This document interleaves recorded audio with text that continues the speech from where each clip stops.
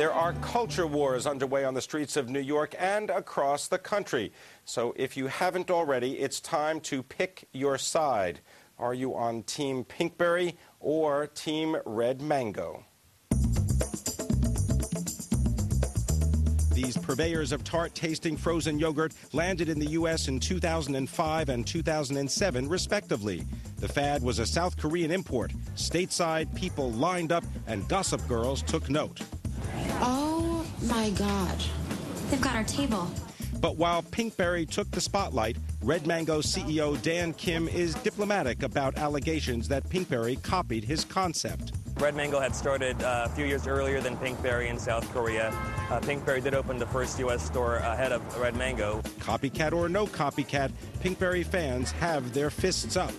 Team Pinkberry all the way. Yeah. Red Mango is just not even on my radar. We've been to some spots, some Pinkberry spots where the Red Mango is right next to it. We'll just look the other way. We've converted a lot of people to Pinkberry. And got her into it. Yeah. But beyond the hype, Dr. Stephen Pratt, author of Superfood RX and an advisor to Red Mango, says the stuff is good for you. The probiotic bacteria provide a healthy environment for our body. They boost our immune system. They help in digestive health. They help keep our weight down. They help keep our skin good. They help keep allergies away, asthma away. So I asked Dan Kim to get a look behind the Red Mango curtain. Let's try an original, nothing, plain, unadulterated yogurt.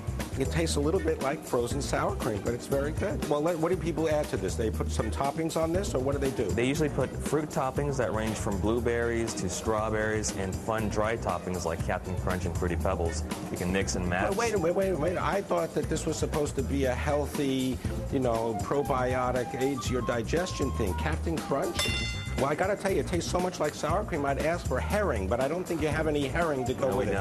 Now, Red Mango is expanding their offerings, adding proprietary live active cultures to a new line of iced teas. It's 500 million cultures per serving. 500 million cultures in that little tiny bag. I'm afraid maybe it'll turn into a Michael Crichton novel. It actually looks a little bit like confectionery sugar or some kind of artificial sweetener. Let's try it. I haven't done that When yet. my wife tells me she wants me to be more cultured, I don't believe that's what she meant. Has no taste.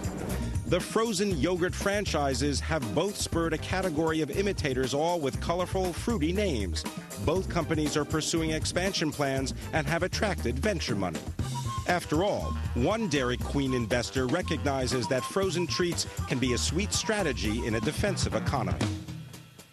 All right, and we now have Red Mango's CEO Dan Kim here to talk about his expansion plans and how the recession is affecting his capital-raising plans, also to give you a little bit of a look inside the, as they say, bitter-cold frozen yogurt battles. Dan Kim, welcome. Good to have you with us. Thank you. I guess you really would like to get some of that Red Mango into the hands of Warren Buffett, but be that as it may, what right now is the biggest challenge that you're facing?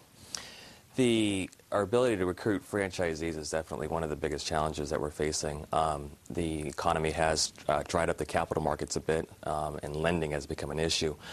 But fortunately, we've also been able to use the recession as an impetus to find franchisees who are interested in owning their own business, those that have been laid off, for example, or multi-unit franchisees who want to continue growing their concept with a new brand, an exciting brand like Red Mango. Now, have you altered any of the financing arrangements in terms of how much, let's say, a franchisee would have to put down, or are you offering any kind of financial assistance that would enable them, let's say, to at least get started and then see how the product and the strategy works out? We have this concept called the Red's Real Deal for franchisees, which basically guarantees their store in the sense that if it doesn't do well in the first 6 months or they're not happy for any reason, we'll buy that store back for up to $275,000. So that's a really, really innovative concept in franchising, one that's been very well received. What about the costs right now? Input costs, we've just gone through a big cycle of dairy price increases. Those dairy prices have fallen.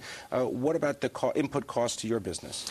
Dairy and fresh fruit are the key variables to our cost of goods sold, but dairy has fallen and stabilized, and because of our volume, prices have been controlled and in check, and fruit fluctuates throughout the year, but it's pretty standard and standardized for the year so far.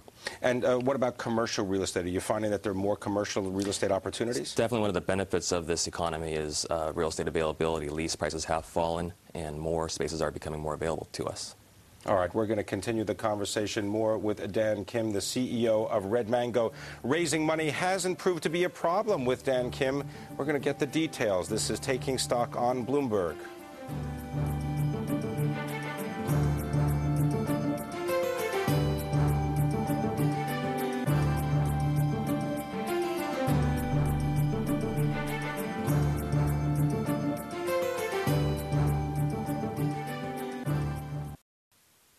All right, we've tasted the yogurt. We've learned about some of the health benefits of probiotic additives. But what about the money? How do you raise money for something like frozen yogurt? Well, my guest is Dan Kim. He is the CEO of Red Mango. Dan, so what about the money-raising part of the business? I mean, when did you raise your first tranche of money?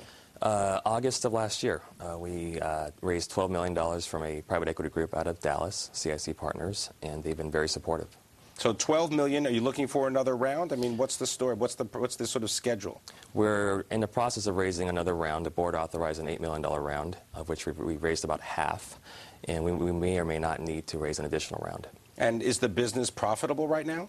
Very profitable. The stores are doing very well. The economics and the average unit volumes of the restaurants are attractive, which in turn is attracting franchisees to the business. And what about the expansion plans? I mean, you mentioned that this started in South Korea. Where is the program going? Our focus right now is really to expand throughout the U.S. and North America. We're expanding in the East Coast this year, and we'll be expanding in Dallas as well. How difficult is it to keep competitors out of the marketplace? You know, we did that little package talking about Pinkberry. I mean, can anybody just copy what's going on? The competition is definitely one of the fallouts of this intense competition. You have a lot of mom-and-pop operators and different ways of delivering yogurt, which makes it difficult for a number of reasons in terms of educating customers on why Red Mango is better and finding locations in key markets. What about the whole probiotic aspect of this? I mean, you were showing how you sort of add various bacteria, live bacteria, to the yogurt. Is this something that anybody else can do? I mean, can they go out and buy this bacteria and then add it and say that they've got that probiotic additive? The probiotic that we use, Ganidium BC30, is a patented probiotic that we license exclusively from the Ganidium Biotech Company, and we're the only frozen yogurt retailer to have that probiotic in there. And it's special because it survives the digestive system, which probiotics need to do in order to be effective to your health. And the probiotics that we use are also very important in supporting immune health and digestive health. What kind of margins are we talking about in this business? I mean, whether it's frozen yogurt, and then, as we noted, you branched out into the world of teas. We recently launched the world's first probiotic iced teas, which is very exciting, and people are really excited about that. Margins are, you know, the cost of goods sold in our business range from 30 to 32%. And, you know, a successful business can generate up to 20% of free cash flow.